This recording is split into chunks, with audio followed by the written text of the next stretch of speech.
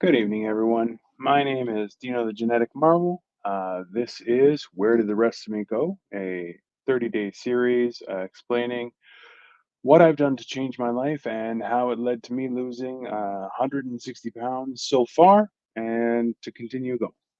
Um, Please, if you feel that you enjoy this video, like it, share it with your friends, and also subscribe to my channels.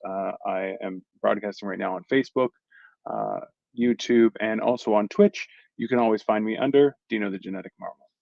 So today, what I wanted to talk about was, I'll be honest, mm, it's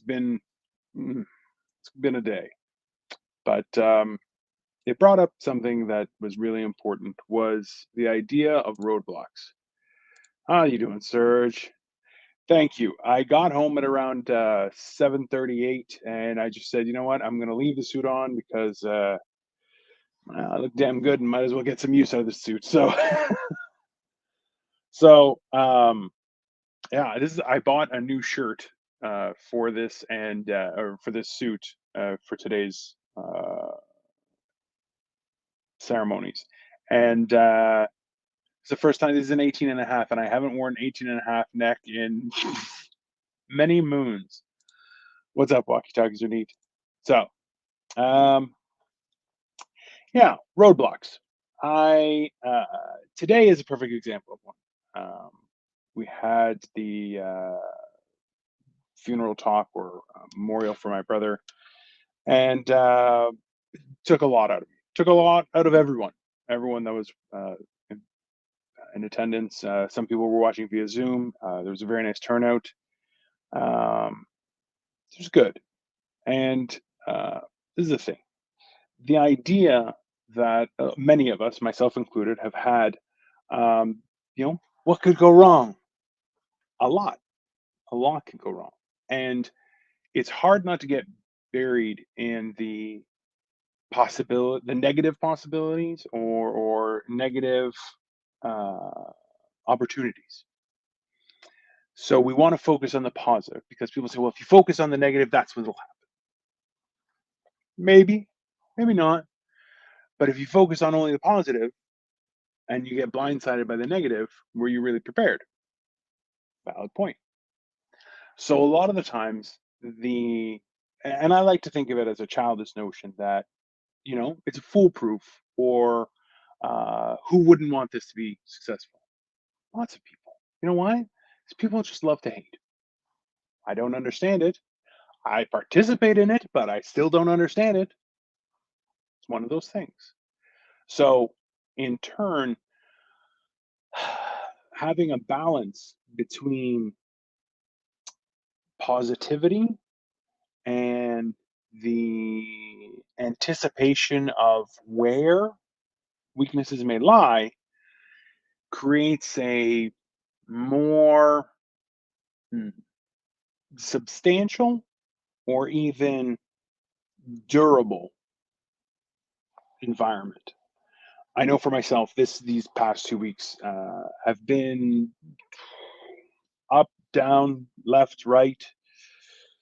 It's all over the place, um, and I am completely and well within my right to go off the rails. It's fair, and we don't want to judge on that. We want to judge on uh, the longer term, and it's one of those weird things because the fact is that, well, our lives are gone in a blink of an eye, and we don't get to schedule it. So it's important that we take the time and invest the resources to make it as good as possible. Now, I know for myself, um, I suffer from, I guess the colloquial term would be a paralysis by analysis. I love to get into numbers and statistics and facts and kind of piece things together and anticipate anywhere it can go wrong and then thwart it. Interestingly enough, it has led me to this place. Whether that's good or bad, might have been nice if it was a bit faster, but brought me here. So while that can be mm, daunting or time consuming, it gave me an opportunity to keep on trying to uh, prepare for what I presume to be the inevitable fail in some way, shape, or form. So it's a little much to focus and to understand about, but it's one of those great quotes I remember from the last Rocky, the good one, not before, just before Creed, where he says it's not how many times you get knocked down, but it's how many times you get back up. And a few times I've made comments on Instagram where I say that this country and the world maybe is suffering from a pandemic of lack of principles and character, because that standing back up is what makes you have a strong character, and it's something that we've lost. Like, I'm not John, so thank you, I appreciate that. I'm not okay, but I'm not okay. Which I kind of feel bad for too, because you know, but you know, it's I'm kind of sitting on a standpoint where there's I think we've all heard the term, there's right and then there's righteous. And a lot of those times those things, they're a weird Venn diagram. They are, because we can be right and follow, say, the letter of the law and abandon the spirit, and that's not righteous. And then we can follow the spirit of the law. Maybe it's our friend, or we were having a good day, so we give somebody a nice thing. But then is it right? No. Righteous. It's kind. It's loving. Good things. And finding that balance for each person individually creates a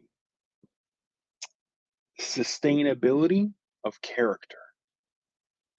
And I'm in that right now because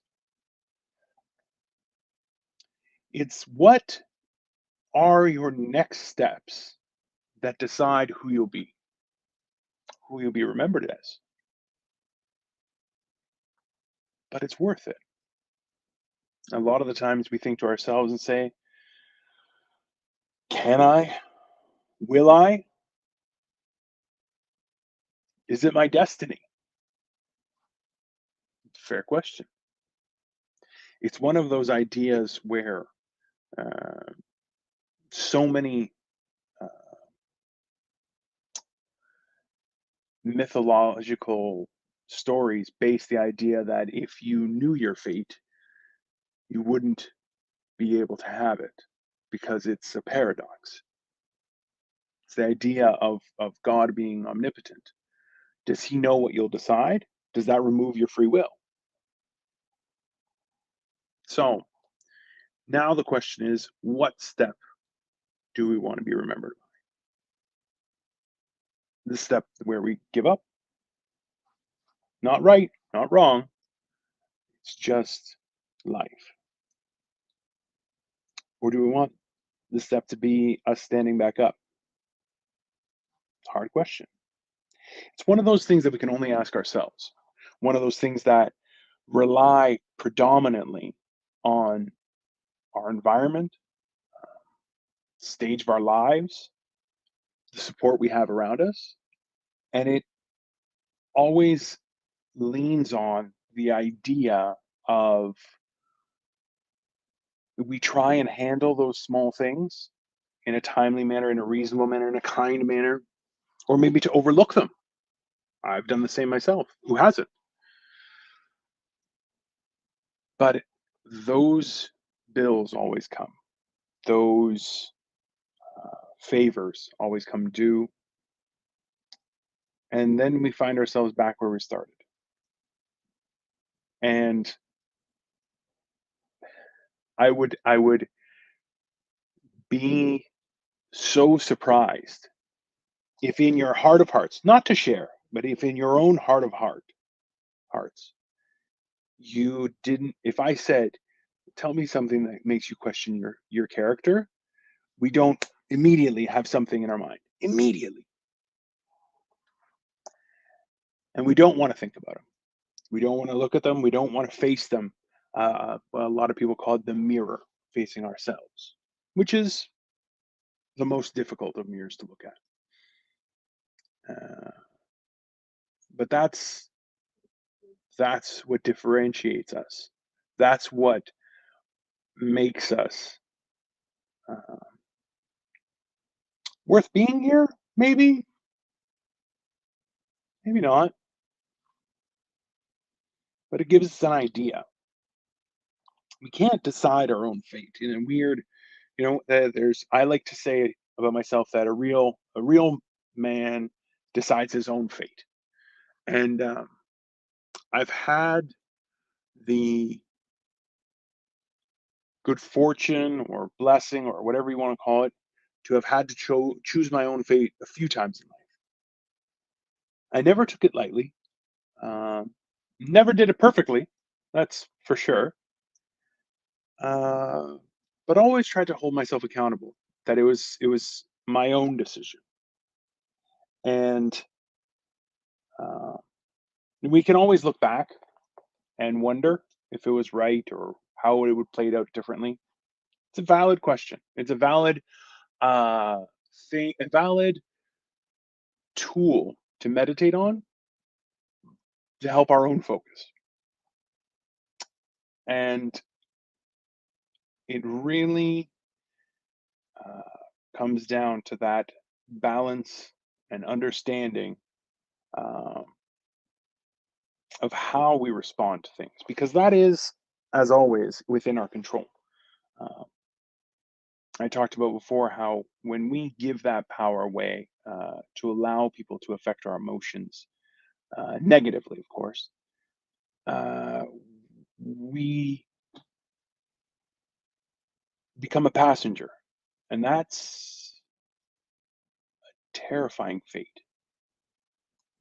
I think that's where I'll stop for today. I want to thank everyone for watching and for your well wishes. It's greatly appreciated. Um, but as I said, if you think someone would benefit this, please like it, share it. Uh, I greatly appreciate any support, and I will be back tomorrow uh, with some more information. Thank you all for watching, and have a wonderful evening.